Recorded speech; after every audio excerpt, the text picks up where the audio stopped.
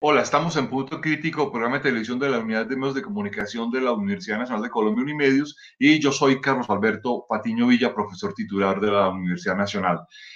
A lo largo de este año hemos visto, hemos escuchado, hemos vivido los efectos de esta pandemia, de la cuarentena, de los temores, hemos visto las noticias recurrentes de los fallecidos, de los infectados, van y vienen en Colombia, en América Latina y en todo el mundo. Este debate pareciera estar teniendo un capítulo de cierre, por lo menos por ahora, con la aparición de una serie de vacunas y una serie de empresas dedicadas a temas de salud y producción de medicamentos que han anunciado a lo largo del último mes, entre octubre y noviembre, inicios de diciembre, la consecución de unas vacunas, la producción de unas vacunas, y para entender si estas vacunas son confiables, para dónde vamos, cómo vacunar, a quién vacunar, si esta es una salida de la pandemia o no, hemos invitado a una profesora de la Universidad Nacional, una invitada realmente muy especial que conoce este asunto, que es la profesora Claudia Vaca González, quien es farmacoepidemióloga, quien es profesora del Departamento de Farmacia en la Facultad de Ciencias en la sede de Bogotá, y pues quien tiene una larga experiencia, porque además profundamente conocedora, es directora del Centro de Pensamiento en Medicamentos, de Política de Medicamentos en Colombia, y obviamente pues es una profesora muy importante para este tema. Profesora Vaca, muchas gracias por aceptar esta invitación en Punto Crítico. Profesor Patiño, un placer acompañarlo en este análisis. Profesora Vaca, yo quiero comenzar preguntándole si estamos frente a una salida real de la pandemia con estas vacunas o no. Esto es una salida real. Estamos frente a una especie de cambio frente a lo que hemos vivido a lo largo de de este larguísimo 2020.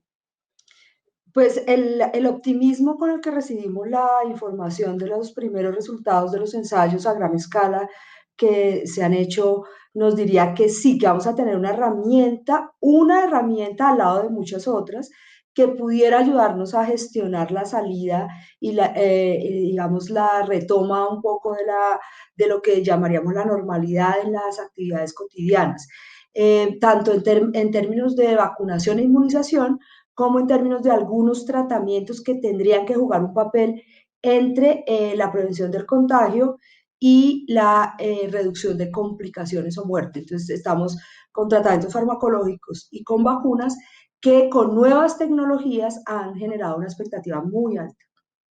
Cuando usted dice que es una de muchas otras, es que habría que seguir teniendo cuidados y precauciones como el tapabocas, lava de manos, cosas de ese estilo que se han impuesto a lo largo de este año como una práctica permanente. Sí hay una sensación, una falsa idea de que al vacunarnos nos permitiría liberar por completo la forma en cómo nos relacionamos o cómo nos relacionamos antes. Y la verdad es que hay varias cosas que tendrían que hacerse. Una es mantener ciertas medidas de cuidado porque las investigaciones que se han hecho con las vacunas se han hecho en unos tiempos récord que sugerirían que no conocemos o que aún tenemos muchas preguntas por resolver. Por ejemplo, la duración del contagio o qué tanto esas vacunas per se cortan el contagio entre diferentes individuos. Lo segundo es que no conocemos los datos en términos de los tipos de población que fueron incorporados, los subgrupos de pacientes y qué tanto esas personas representan las características sociodemográficas y clínicas nuestras.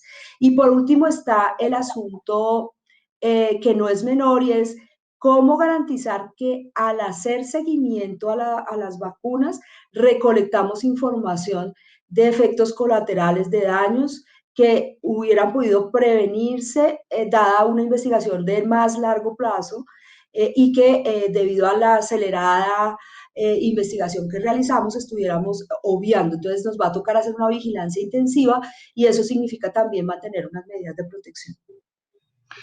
Cuando usted dice que no conocemos y que ha sido una producción muy rápida, estamos frente a una especie de condición, de caso, de situación completamente novedosa en un desarrollo acelerado de vacunas. Sí, en alguna medida estamos innovando también en la forma como evaluamos y cómo aprobamos las vacunas en general. Recordemos que las vacunas que son tal vez el instrumento farmacológico más importante de los últimos 100 años para transformar la historia natural de muchas enfermedades como el polio, como la varicela. Duraron no menos de 5, 10 y hasta 20 años. La vacuna de la varicela, debido a los problemas de seguridad, tuvo que esperarse el desarrollo y el lanzamiento casi 24 años. Entonces estamos haciendo lo que haríamos comúnmente en ese tiempo tan largo en unos meses. De hecho, las dos vacunas que anunciaron unas efectividades extremas hace un par de semanas, hicieron sus primeros resultados y ensayos en un tiempo récord. Nosotros estamos hablando de menos de 6 o 7 meses de información, y eso en farmacología y en epidemiología significa que estamos perdiendo información relevante que tendría que haberse observado en el largo plazo, y por la urgencia, por el miedo y por la necesidad de tener una herramienta de inmunización, pues estamos aceptando perder esa información, lo cual no significa que no sea mandatorio desde la salud pública recogerla. Este es un escenario como muy complejo y lo digo porque además el tipo de vacunas que se han desarrollado son como muy nuevas. Me refiero, por ejemplo, a vacunas como las de Pfizer BioNTech o las de la de Moderna, que además han incurrido en una especie de modificación genética del ARN mensajero. Bueno, eso tiene una gran complejidad y los que no somos de esta área se nos escapan muchas de estas explicaciones. ¿Esto qué quiere decir, profesora Vaca? Esta es tal vez la pregunta más relevante. En farmacología nosotros tenemos un principio, y es que las tecnologías nuevas, los medicamentos completamente nuevos, aquellos que no se conocen porque no hemos nunca tenido ningún tipo de información previa, son los que tienen que desarrollarse con un cuidado mayor y con una vigilancia más rigurosa. Las vacunas anunciadas por Pfizer, BioNTech y por Moderna, son vacunas cuya tecnología, cuya forma de acción nunca se ha usado antes. O sea, estamos probando incluso este nuevo mecanismo de generar la inmunidad. Como bien mencionaba, se trata de una tecnología que se denomina tecnología del ARN mensajero, a través de unas técnicas de edición genética que se desarrollaron en los últimos años y que de hecho dieron origen al Premio Nobel de Medicina reciente. Se puede cortar la información de la proteína del ARN mensajero. El ARN mensajero cumple una función súper importante, y es llevar información, llevar ciertas instrucciones a los organismos vivos para que con esas instrucciones generen otras proteínas y resuelvan ciertos problemas o cambien sus funciones. Pues bien, el ARN mensajero es muy, muy inestable. Estas tecnologías se venían desarrollando desde hace varios años, y no habían podido lograr la formulación que permitiera desarrollar las vacunas. Lo que hicieron fue acelerar esto. Se transfieren en unas micropartículas, nanopartículas lipídicas que se llaman liposomas, y se inyectan a las personas para que se libere esa información y la instrucción que le dieron, en este caso, por favor, organismo, sistema inmune, bloquee el virus. Entonces genera la respuesta de inmunidad. Pero como no sabemos nada antes de esto, no sabemos qué pasa si una partícula de ARN se libera antes en otro lugar, que puede generar. La información previa habla de unos posibles procesos inflamatorios, y como sabemos que el SARS-CoV-2 produce reacciones inflamatorias sistémicas en ciertas personas, esto tiene que evaluarse con mucho cuidado. Y hay otro punto, y es que puede generar problemas de inflamación severas en los lugares donde se aplica. Entonces, este tipo de cosas vamos a tener que revisarlas con mucho cuidado, y la verdad es que sabemos muy poco o casi nada de estas tecnologías. La diferencia de estas dos vacunas con la de Oxford AstraZeneca es que la de Oxford AstraZeneca utiliza un método más tradicional. Sí, nosotros hemos usado vacunas durante décadas, durante cientos de años, que se basan en la inoculación de virus inactivos o atenuados de la misma enfermedad. La diferencia con la vacuna de Oxford, incluso la vacuna rusa Sputnik, es que ellos utilizan virus inactivos de otras cepas, de otros virus, en este caso adenovirus inactivos, es decir, inocuos, y son esos virus los que van a transportar la información que al inocularse el individuo generan la reacción de inmunidad y la protección que estamos buscando. Entonces, la vacuna de Oxford que usa adenovirus como vector viral es una simulación de tecnologías que ya habíamos utilizado antes. Es nueva también, de hecho solo se ha utilizado en la vacuna del ébola, pero la vacuna del ébola tuvo un desarrollo de cerca de 5 años y ha tenido una aplicación en individuos que nos permite saber más o menos cuál es el perfil de reacciones que puede tener. Después de esta, digamos, anuncio de descubrimiento de las vacunas o desarrollo de las vacunas, ha venido además un debate adicional que es el debate de distribución global de vacunas, qué países comprarán, qué países distribuirán, qué países tendrán un apoyo económico general para acceder a las vacunas, y luego viene todo el problema de a qué población se va a vacunar. ¿Esto está más o menos resuelto? También estamos un poco descubriendo sobre la marcha.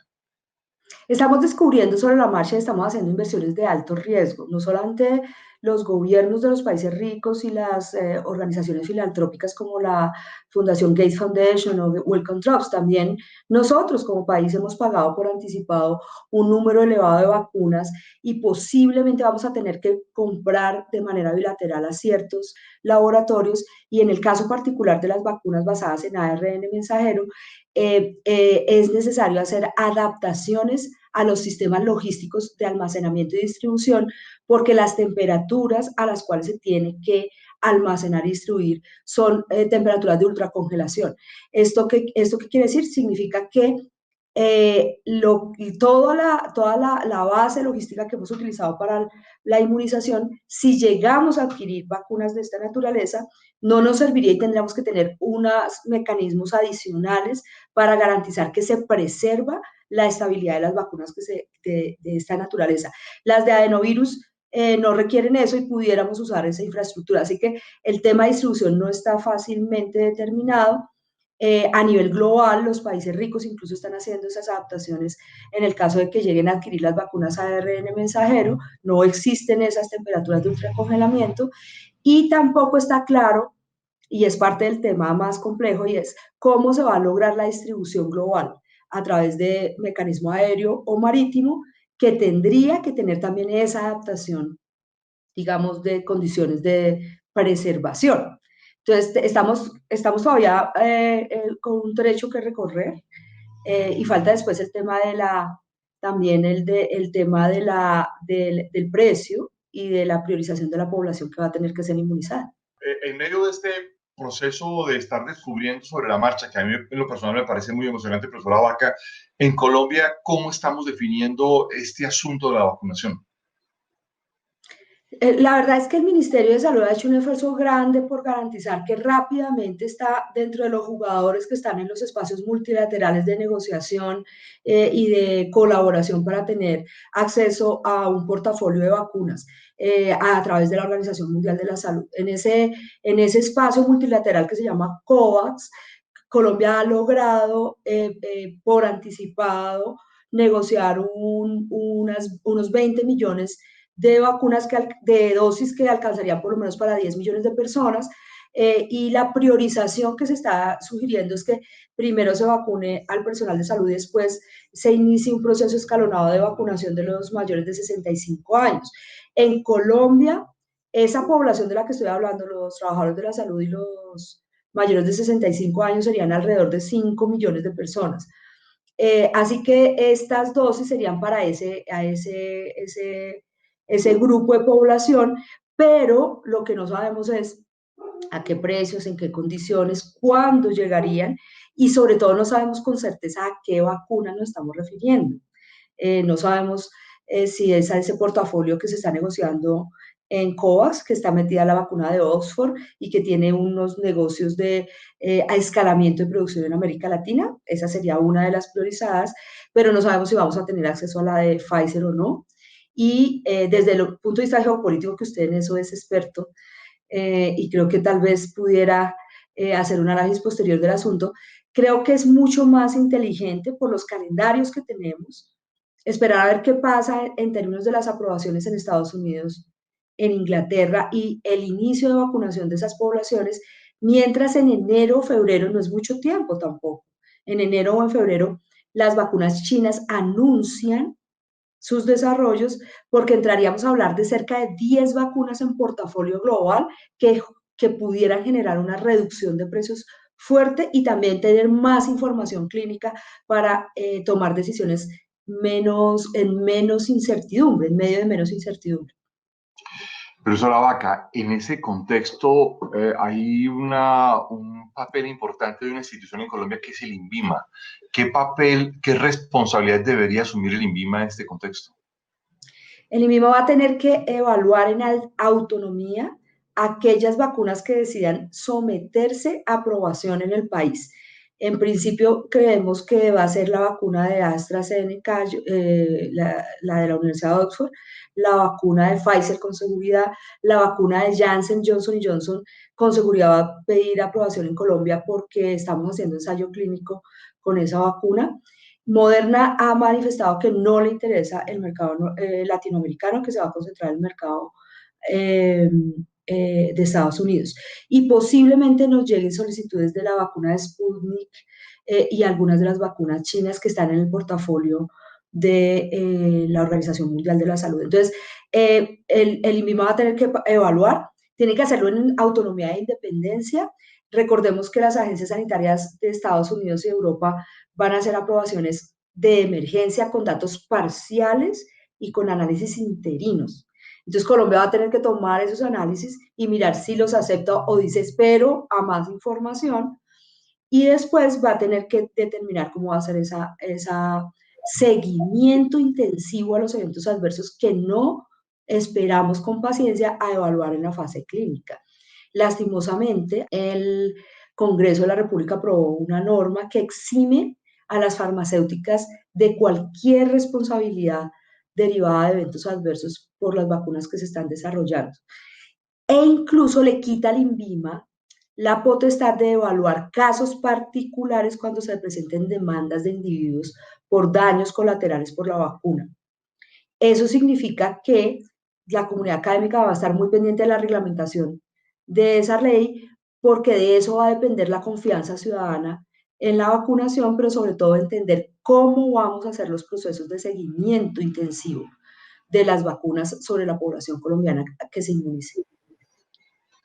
Esto que usted está diciendo es preocupante porque el hecho de que el INVIMA no tenga el papel que siempre ha tenido de evaluar responsabilidades, riesgos y consecuencias frente a este panorama de vacunación, que además tendría que ser una vacunación masiva y acelerada, genera un montón de riesgos importantes para la salud pública. Por supuesto, estamos preocupados por esa decisión. El INVIMA va a seguir haciendo farmacovigilancia, pero lo que se ha definido en esa ley es que cuando haya una demanda de un particular, el peritazgo de esa relación causal entre la vacuna y el daño no lo va a hacer el INVIMA, sino el IETS, que es una entidad mixta que hace parte de la estructura del Ministerio de Salud, digamos, en su red de trabajo. Lo que nosotros nos preguntamos es, ¿realmente es posible? Desde la epidemiología nosotros no podemos determinar relaciones causales en un caso. En las circunstancias en las que se haga una demanda y el IES diga no hay relación causal, ¿qué pasa si a nivel global se encuentra algún evento adverso que pudiera restringir el uso de la vacuna en población similar a la del caso que se dijo que no era relevante? ¿Cómo va a resolver el gobierno nacional esa tensión y esa diferencia? Pero sobre todo, ¿por qué se le obstruye al ciudadano el proceso de demanda y de acceso a la justicia en caso de que se presenten daños con estas vacunas? Es un tema complejo, creemos que constitucionalmente posiblemente se vayan a generar actuaciones y que esto termine siendo un problema a resolver desde el punto de vista legal en estos próximos días. Más allá de este problema del INVIMA, ¿el ministerio ya ha definido cuál es la población objeto primaria a la que va a vacunar? Le decía que posiblemente van a ser los 800.000 trabajadores de la salud que son los que están en riesgo mayor y que han sufrido la carga más fuerte de la pandemia. Pero lo que nosotros estamos sugiriendo es que para poder hacerlo, no se pueden vacunar los 800.000 al tiempo, considere variables como las zonas en las cuales haya más pendiente de contagio, porque hay algunas que ya pasaron, digamos, el proceso de la pendiente y han logrado superar ese problema. Deberían priorizarse las zonas en las cuales hay una infraestructura hospitalaria más débil para evitar la carga epidemiológica y la presión sobre el sistema de salud. Y estamos sugiriendo que además se garantice que se priorice a las personas a los trabajadores de la salud que están en zonas más vulnerables desde el punto de vista socioeconómico.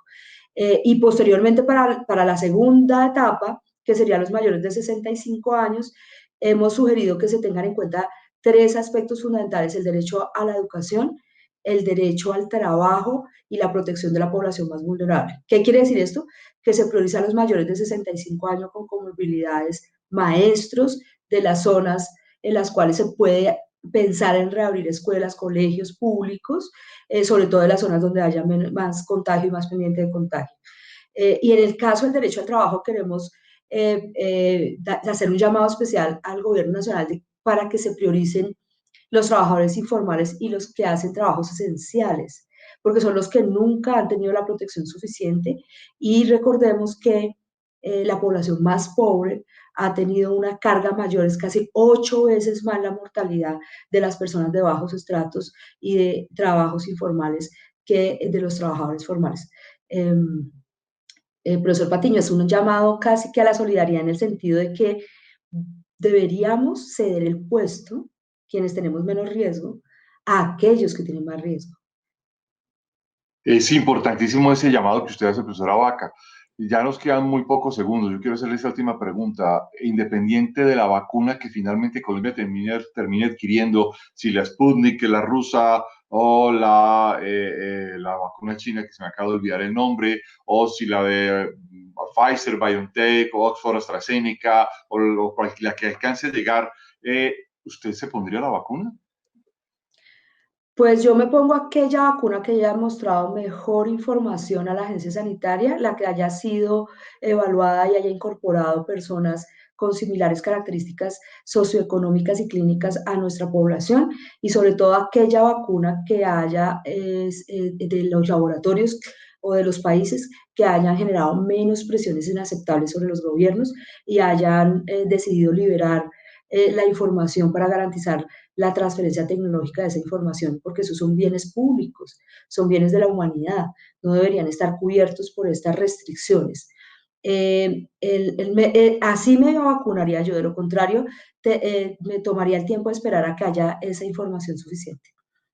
Profesora Vaca, muchísimas gracias por sus respuestas y por esta explicación tan importante sobre la vacuna del coronavirus. Muy amable. Muchas gracias, profesor, y me parece interesantísimo que Punto Crítico haya tomado este tema como uno de los programas para analizar. Gracias, muy amable. Y los esperamos a todos ustedes en una próxima emisión de Punto Crítico. Muy amables.